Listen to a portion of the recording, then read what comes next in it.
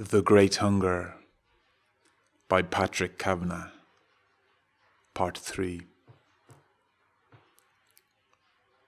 Evening at the Crossroads, heavy heads nodding out words as wise as the ruminations of cows after milking.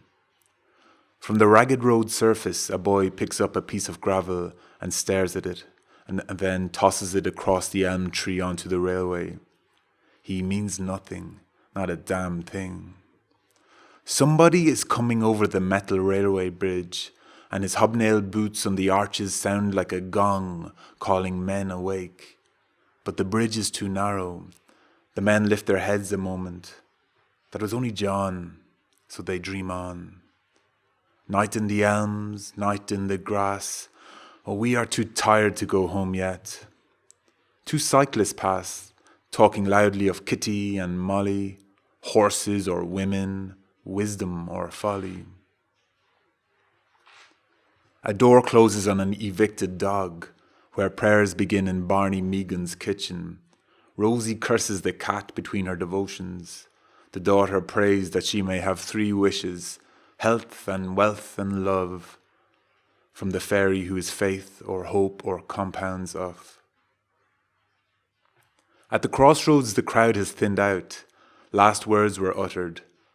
There is no tomorrow, no future, but only time stretched for the mowing of the hay or putting an axle in the turf barrow.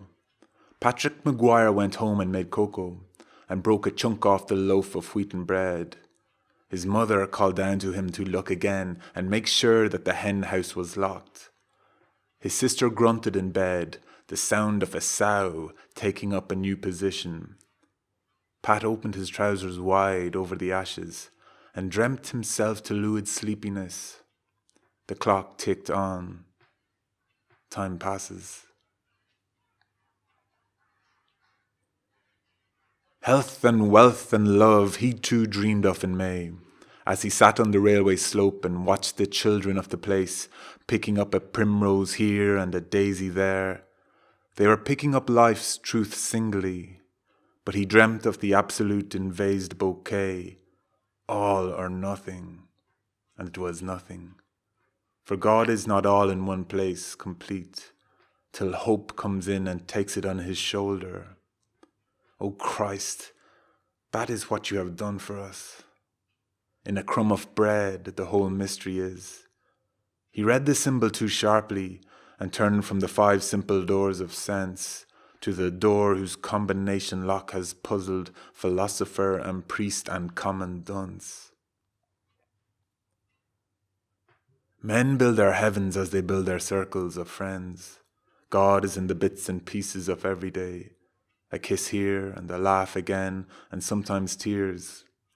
A pearl necklace around the neck of poverty.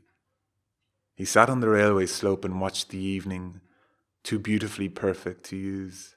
And his 3 wishes were 3 stones, too sharp to sit on, too hard to carve.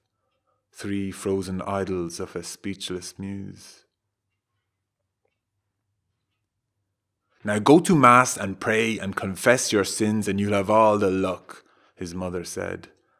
He listened to the lie that is a woman's scream around a conscience when soft thighs are spread. And all the while she was setting up the lie, she trusted in nature that never deceives. But her son took it as literal truth. Religion's walls expand to the push of nature. Morality yields to sense, but not in little tillage fields. Life went on like that. One summer morning, again through a hayfield on her way to the shop. The grass was wet and overleaned the path, and Agnes held her skirt sensationally up, and not because the grass was wet either. A man was watching her, Patrick Maguire. She was in love with passion and its weakness, and the wet grass could never cool the fire that radiated from her unwanted womb in the metaphysical land, where flesh was thought more spiritual than music. Among the stars, out of reach of the peasant's hand.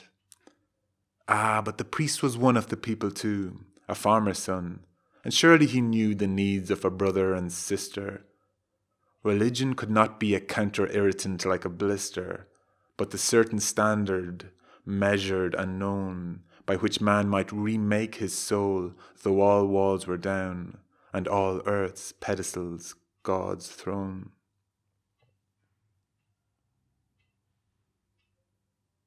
Sitting on a wooden gate, sitting on a wooden gate, sitting on a wooden gate, he didn't care a damn. Said whatever came into his head, said whatever came into his head, said whatever came into his head, and inconsequently sang while his world withered away. He had a cigarette to smoke and £1 to spend on drink the next Saturday.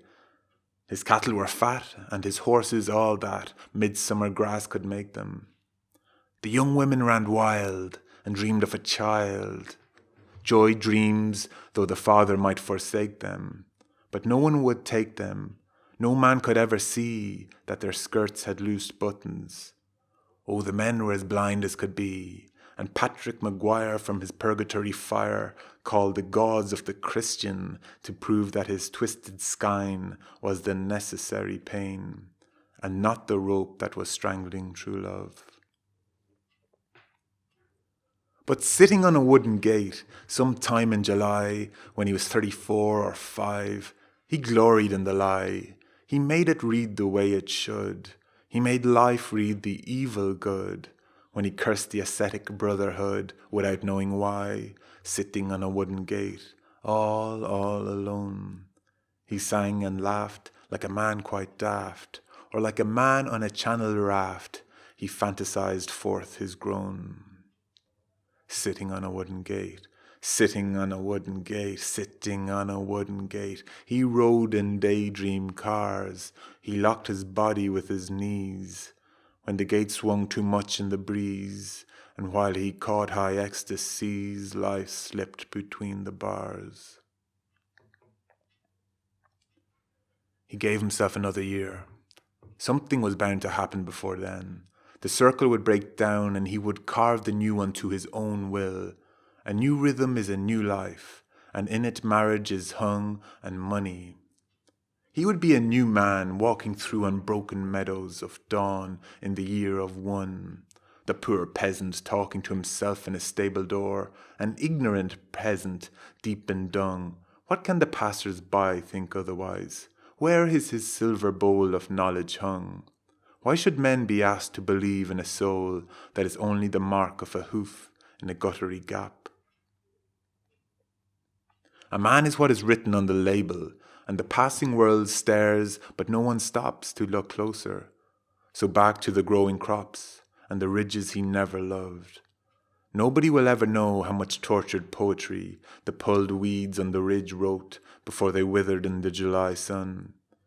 Nobody will ever read the wild, sprawling, scrawling, mad woman's signature, the hysteria and the boredom of the enclosed nun of his thought.